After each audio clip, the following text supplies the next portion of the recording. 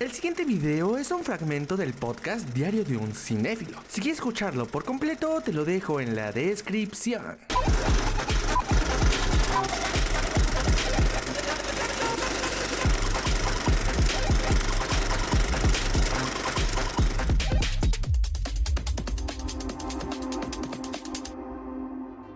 Para empezar, se estrenaron los dos primeros capítulos de The Voice, que tiene una identidad ya muy conocida por esta serie, que es ser grotesca, brutal, que es una sátira al fin y al cabo de nuestros días actuales, sobre todo en la política, en los pensamientos generales, generacionales, etcétera, etcétera, etcétera. Estos dos capítulos se me hicieron brutales.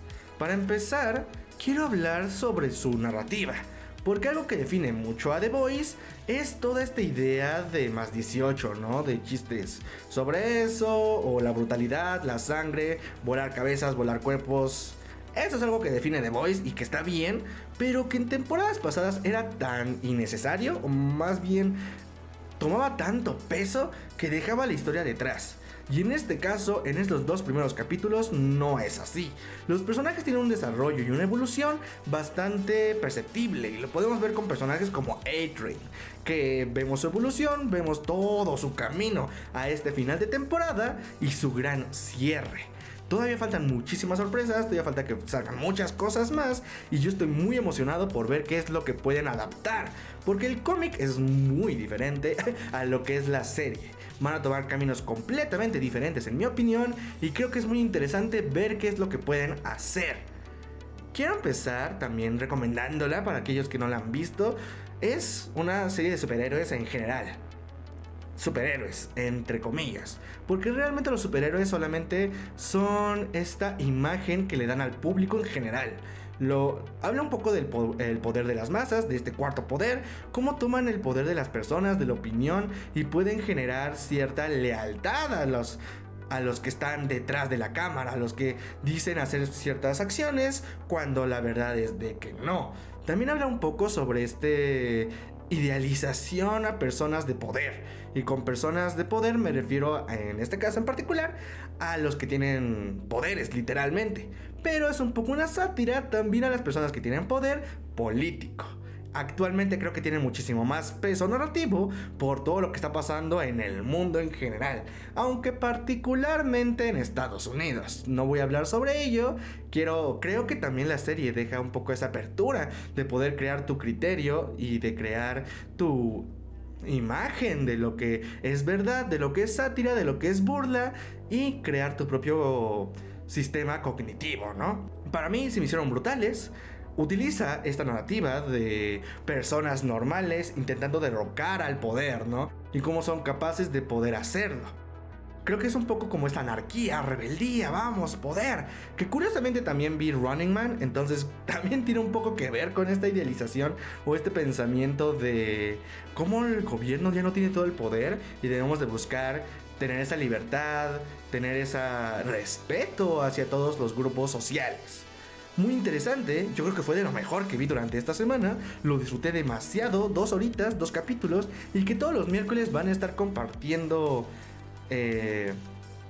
capítulos con Invencible. Ahora vamos a hablar sobre Invencible, que me quería esperar un poco al final de temporada porque quiero hablar sobre toda esta temporada. Incluso la semana pasada ni siquiera había tenido sentido, porque fue un capítulo muy de relleno, que según iba a expandir el universo de Invencible, y se sintió más como ahorro para poder animar mejor lo que se viene, que ya es la guerra Viltrumita, y algo muy interesante que pasa en el cómic que muy probablemente puedan adaptar en esta temporada.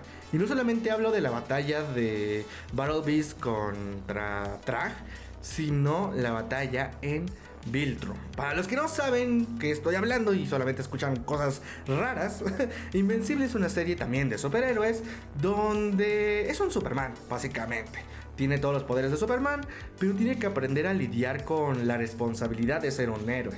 Sí, muy Peter Parker, muy Hombre Araña, muy Superman, muy Batman, ¿no? Utiliza como todos los mejores elementos de ello para crear su propio universo, con dilemas sociales, éticos, morales bastante interesantes.